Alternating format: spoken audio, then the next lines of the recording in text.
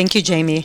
Hi, everyone. I'm Denise Donardi. I'm with Higher Love, and we are based in the UP. For those of you who aren't familiar, the Upper Peninsula of Michigan. We're kind of our own little beast up there.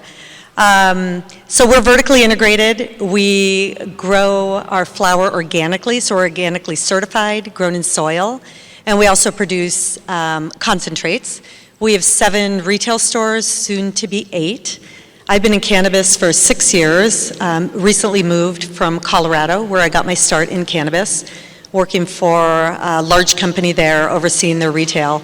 And I come from health and beauty. So I used to own my own chain of retail stores, and then moved to Estee Lauder and oversaw about 150 stores. So when I went to 20, I thought it was going to be a piece of cake, but as the theme goes in cannabis, nothing is easy in cannabis. So 20 was just as hard as 150. So that's a little bit about my background. I'm Nick Ranella. I'm from Hippos. We're based out of Missouri. We are a vertically integrated company as well. We have 3 stores, and we have a production facility in the Ozarks. So I'm sure a lot of you guys have heard of the Ozarks. That's where we're based out of. We produce flower, manufactured goods.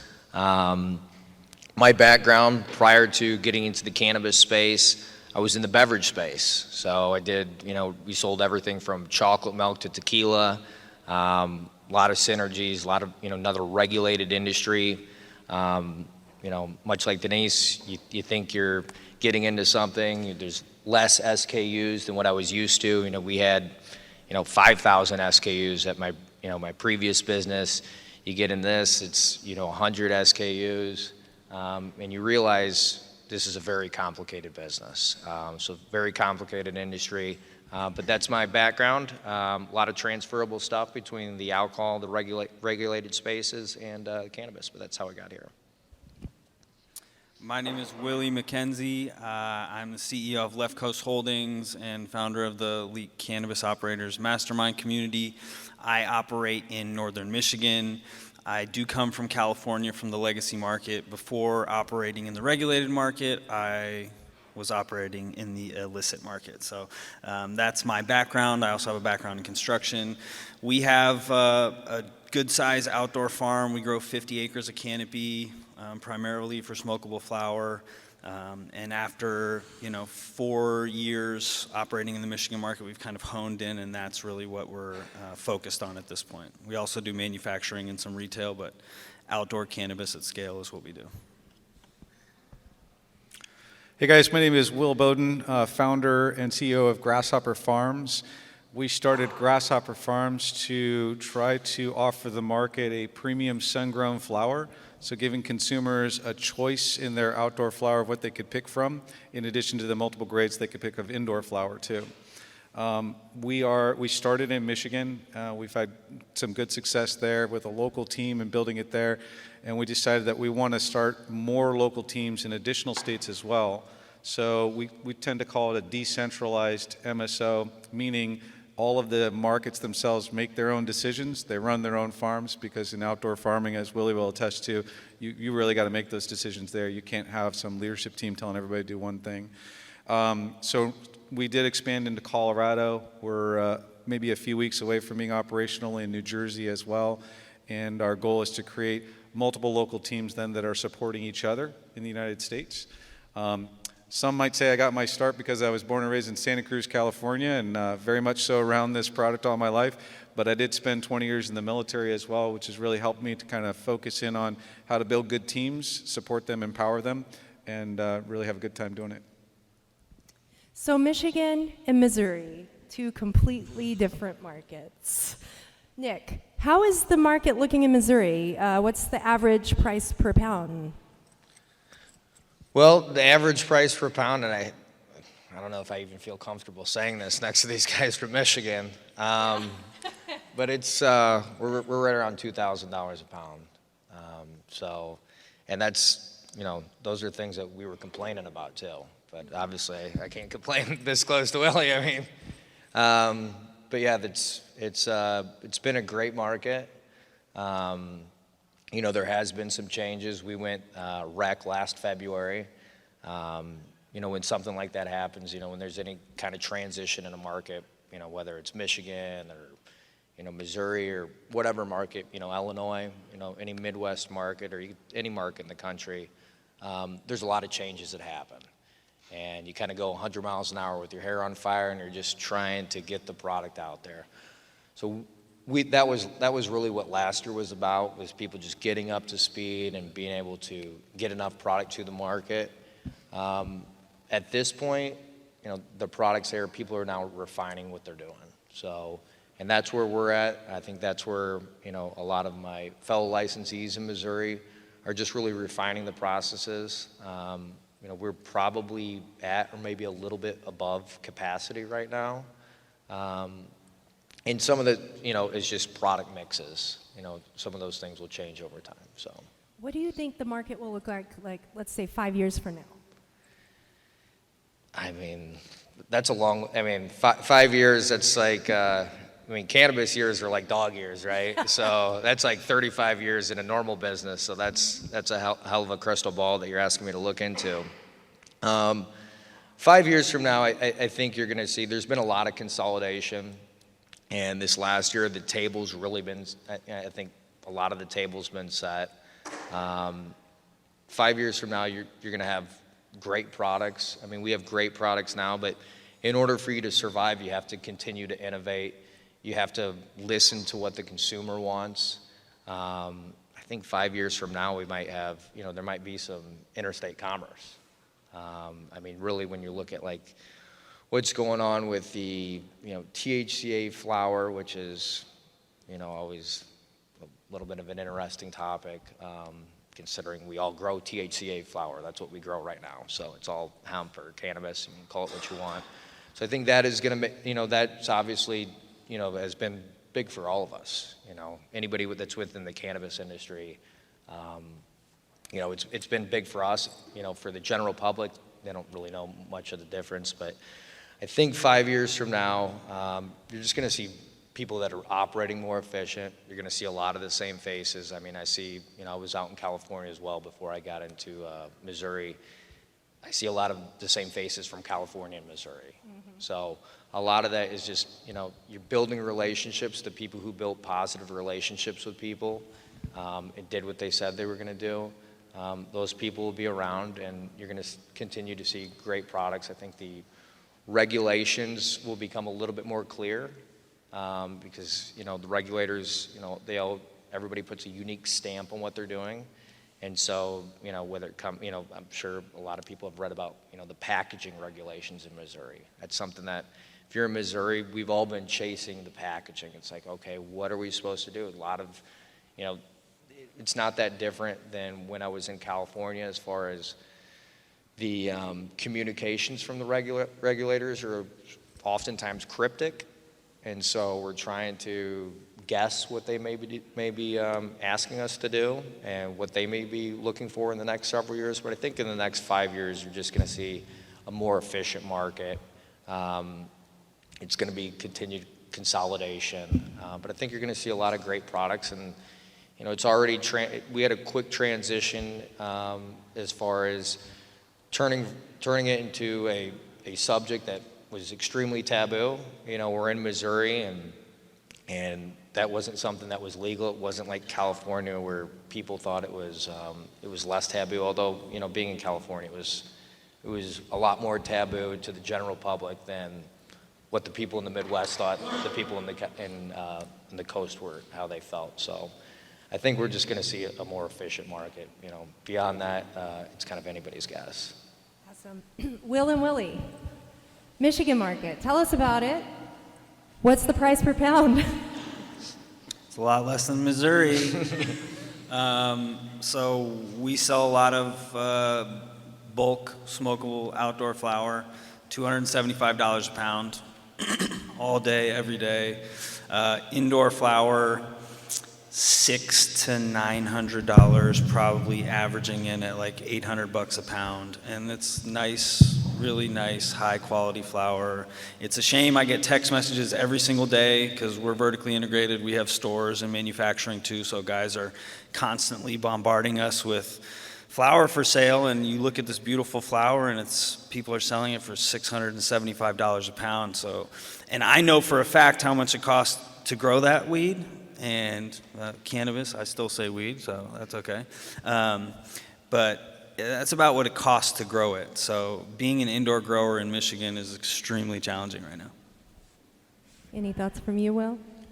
Yeah, the only thing I would add to that is that, as anybody comes into this market and we try to figure out where the market is going, you have to know. It's interesting that the title of this session is corn rows or cash crops, because you really do need to look at it as an agricultural business, no matter which model you're going after, and you have to prepare for a future normalized market. Right? So everybody might be benefiting from like the higher prices in Missouri or some of the other newer states or the states that haven't normalized yet. That's fine to enjoy the profitability that it makes you financially solvent and maybe a little bit secure. But if you're not planning for the future market, which is going to be a more normalized price, then you're going to have a hard time operating. Right? So Willie and I went through a accelerated normalization, we might call it, in Michigan when there was a huge recall. And what it did was it sent the market, crashing to the normalized prices. Okay, it didn't crash where people couldn't operate, but then we started seeing people who had business plans that could actually financially operate, and those who were just banking on the $2,000 a pound for the rest of their company's history, which is not going to happen. So, as I start looking towards the future there, we talk about regulations and products and things like that. We really got to start focusing on our business model and making sure that we're running an awesome team against an awesome business plan that has financial numbers that make sense for today's market and the future market as well. Now, if you guys could look in your glass ball, what do you think Michigan's going to look like in 5 years? You think that $2.75 per pound is going to stick around, or what do you think pricing is going to happen? Well, I think that something that Willie said is really important here. You have to know what it costs to produce, right? So eventually, the price can't go low enough to where you can't produce, because then the state doesn't work. And this is definitely a crop that's not going away, right? So I think what we're going to find is there's a lot of people who got into this business because I like cannabis, so I'm going to go start a cannabis business, and that's not a business plan for cannabis, right? In the same way that if I like wine, that means you don't go buy a vineyard, right? Or I like food, so I'm going to buy a restaurant. It's really important that you have a strong business plan. I think what we're seeing right now is we're seeing the operators who have strong teams and business plans operating. They're definitely solidifying themselves into the market. We also see really good partnerships developing. Willie and I are not competitors. We are complementary businesses, right? And he has even started a group, the Elite Cannabis Entrepreneurs. Yeah. We meet together and we talk about how do we support each other. Like, I'll send Willie a text and say, hey, I need help with this. We are not competitors. So I think as we go forward here, again, beyond the regulations and products, you're going to see operators working together as they should. So a rising tide helps all boats, and we all make this market together with good partnerships, transparency, and education. Awesome. Willie?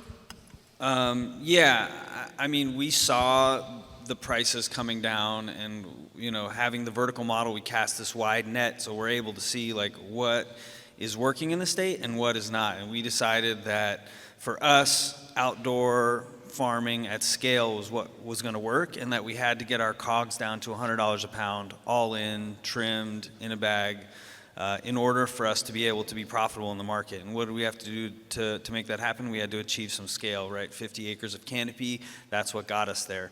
And so when I look forward, cannabis is cyclical, right?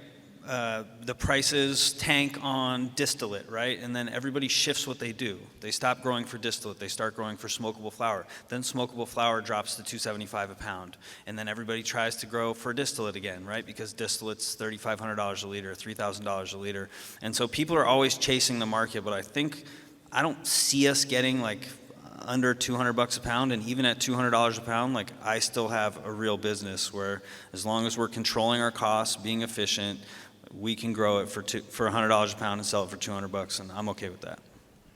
Denise, so you're focused more on the retail side of things. So in your opinion, what sets a cannabis brand apart, and what have you guys, Higher Love, done to set yourselves apart from the others? That's a good question, Jamie. So, as I mentioned, we operate in the UP, and we are the only dispensary chain that sells deli style.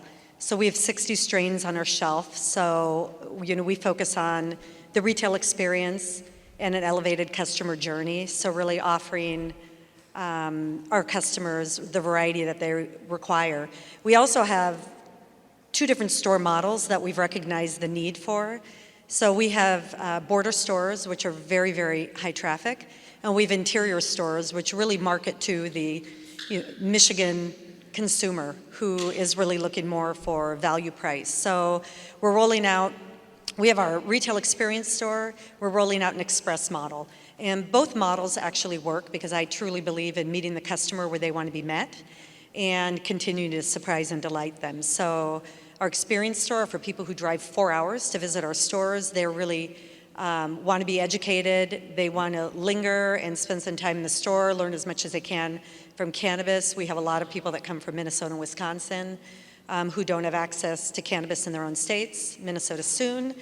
And our express model, which still works, and it's for the customer who shops online and really just wants speed to purchase. They do their own education online. We all know those customers. But really for us, the key is how do we segment our customers, communicate to them properly, provide the offering that they're looking for. And these 2 models, the reason that we're building them is we are looking at expanding into Minnesota. That's actually where I'm based. And making sure that these models work appropriately in the UP, that we can roll out in an excellent fashion as we move forward with our expansion plans. So here's a question I'd love each of you to answer. If you could change one thing about your state's regulations, what would that change be? Well, that's a good question because I mentioned I came from Colorado and there's 100 things I change in that market. But I think in Michigan, it would be really the fines that are levied for cannabis companies. There's really no differentiation between an error, what I call an honest mistake. So the end result is still that you're following compliance and you're doing things compliantly. You're just not following the exact steps. Or somebody that is intentionally, I'm going to use the word misconduct, but there's an intentional conduct. So there really isn't a differentiation. I know that there are a lot of lobbyists in the works and trying to change that, but the fines that are levied can be pretty high. So I would say there's not a lot of give and take in our industry, I think especially with regulations and really being able to understand clearly what the expectations are. So everybody has made an honest mistake at some point, and we also know the people who intentionally, have misconduct don't survive that long in the business. So I think that's my snippet. I often have this conversation with a friend of mine that is opening a store.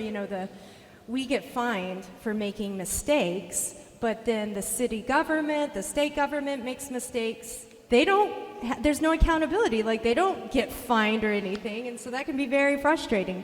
Nick?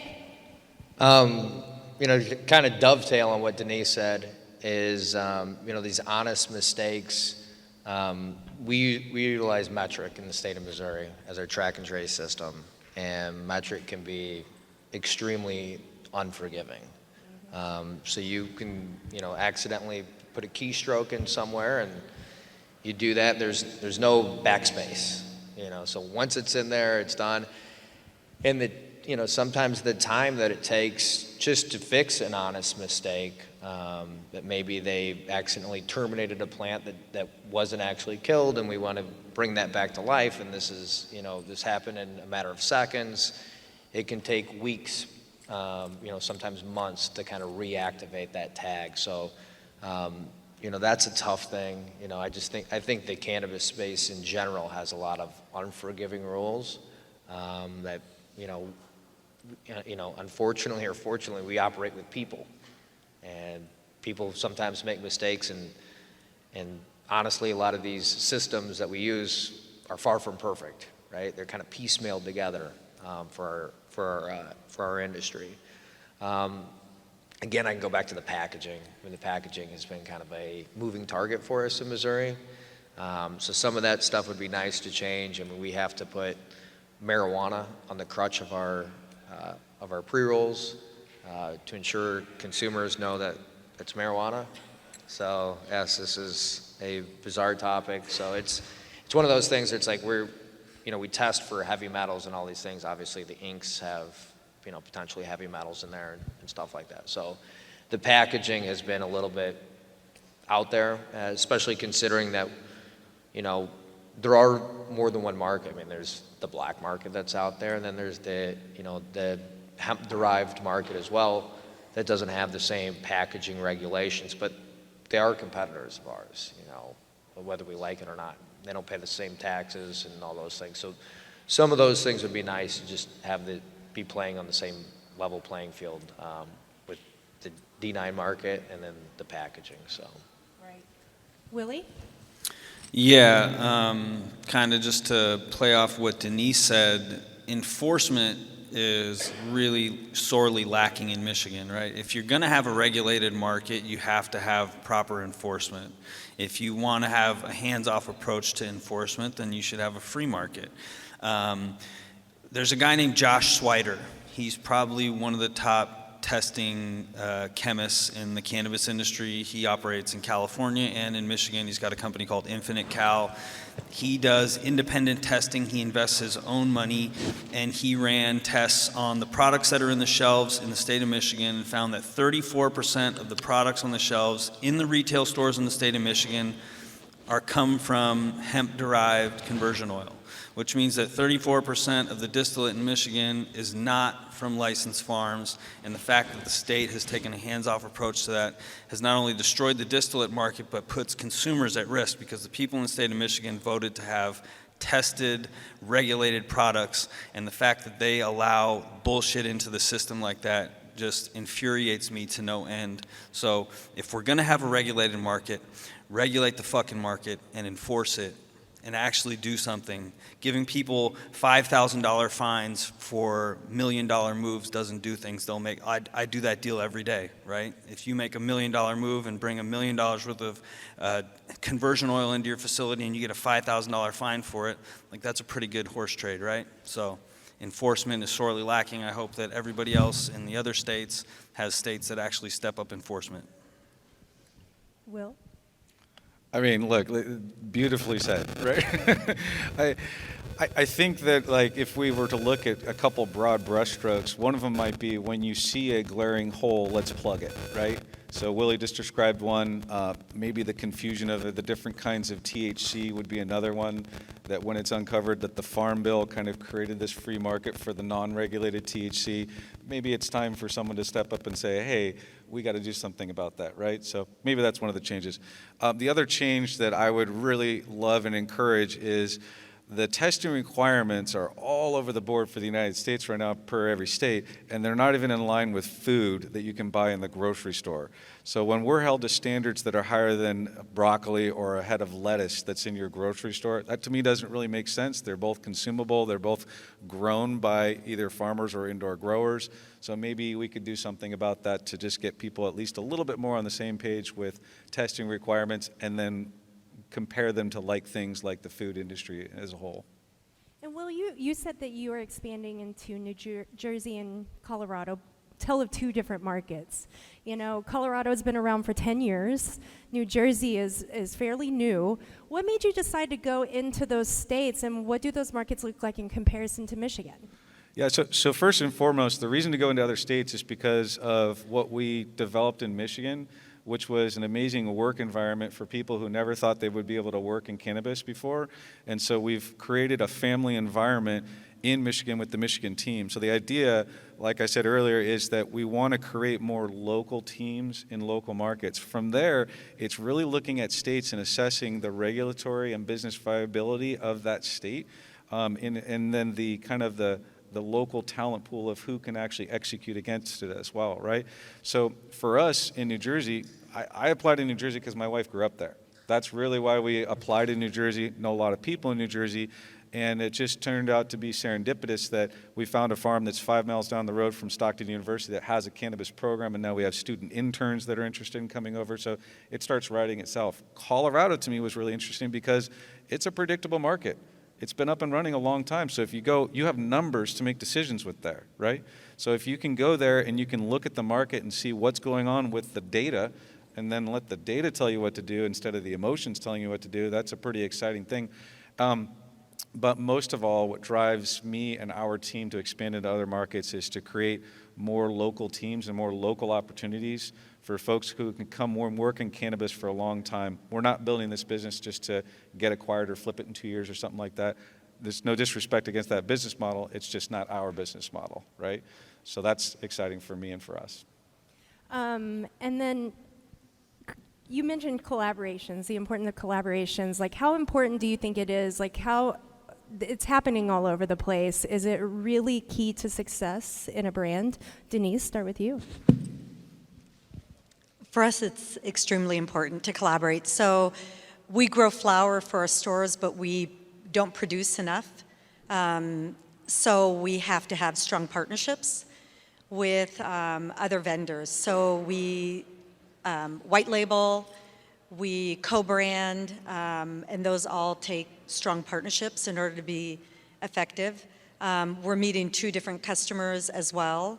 And, part of these production partnerships, why they're so, or any partnership that we run, why they're so important is as we plan our expansion, which will be, we're going to continue to work with the customers that we currently have, not go into a market that we don't have any familiarity with. But, as we plan expansion, as I mentioned, to Minnesota, partnerships are going to be critical as well. So we can't fulfill the needs of all of our stores, so we look to our partnerships. And I think that the theme also has been here is I don't look at anybody as really a competitor. We all work together because I think we're all working toward the common good and providing, great quality cannabis to as many customers as possible and making sure that we support the industry. So I think we'd be remiss to not value the partnerships that we can develop. Nick? Yeah, for us in Missouri, it was really a delightful change from California, where it was pretty fragmented. Willie can probably tell you the same. There's a lot of associations out there, and there was all these, everybody was kind of fighting for their piece of the pie and what they felt was the right system and how everything should operate. Missouri was a lot different. So Missouri, we have a trade association that has really brought everybody underneath the same tent. We are certainly fighting for, the same things, and there's a lot of collaboration. I see a lot of Missouri familiar faces in the crowd. So it's been just a really supportive network. So there's collaborating on every level. From the different committees that people sit on, the cultivation committees, the dispensary committees. If there's something happening, the one group lets the other group know, hey, this is happening, watch out for this, or I just learned this, or this is how we've dealt with the state. When it comes to brands, obviously we're looking for, we're a producer as well as a dispensary, so as much as I would like to have one SKU in my store, it'd be very easy to manage and only produce one strain. You got to give the public what they want. And variety is the spice of life. And so in doing so, we have a lot of partnerships with a lot of different vendors, with a lot of different retailers, and we have a great communication back and forth as far as what people are looking for, what they like, what they don't like. So with the Missouri market, the way things have operated, it's just been, it's been a nice community. And so in really short order, the Missouri market's been around for about 5 years now. And it's really built a tight-knit community that has helped everybody kind of raise up. That's how we got legalization, is everybody got together and we were all rowing in the same direction, for the common good. So, we collaborate on everything from branding to legislation, so. Right. Willie? Yeah, this is an incredibly challenging business that we're operating in, and this old school thinking of a scarcity mindset where I can't share with you what's working for me because that's taking food off my plate. That shit doesn't work anymore. There are people here who are winning, and there are people here who are getting their shit kicked in. And the people who are winning have a responsibility to share what they're doing that works, right? I talked to a big farmer the other day in Michigan. We had a great conversation. He wanted to come to my farm, and I said, yeah, I'd love to come to your farm too. And he says, well, I can't have you come to our farm because we have proprietary information. Proprietary my fucking ass. We're doing the same shit, you know? Like, what are you doing that's so fucking special that I can't come to your farm? So, like, shit like that has to die, right? We're up against forces way bigger than me and Will or me and Nick or me and Denise, right? We're up against overtaxation, overregulation. Those are the things that we need to worry about. We need to be sharing with each other what's working, building a strong industry, and then pushing back against bigger forces, right? Brand collaborations, sure, that's great, whatever. But really, we all need to be talking to each other about what we're doing that's working and sharing good information, and also sharing information about what doesn't work, right? Especially when new people get in. Imagine if you've been in for 3 or 4 years and you talk to somebody who's just getting started, you could save them millions of dollars in mistakes. I've made so many millions of dollars in mistakes over the last 5 years. That information is so important to somebody who's just getting started. So we have to share information. We have to collaborate. It's crucial. And Will. Yeah, it's hard to follow Willie, right? He just nailed basically every reason of why to do it. For me, I'll just add on to all the brilliance that Willie just shared, and of course Denise and Nick as well, just to say that, you know, we also have to appreciate why a lot of people feel like they have to be secretive, right? This is a newly legalized industry, and that's the only thing that's new, by the way. It's just the legalization. Everything else has been around a long time. But in the illegal industry or illicit industry, people felt like they couldn't talk about things for very good reason. So now we're asking them to make a change and say, you don't have to look over your shoulder and you can do this legally. And that's a hard switch for people to make, right? But we do have to do this together for all the reasons that Willie just said.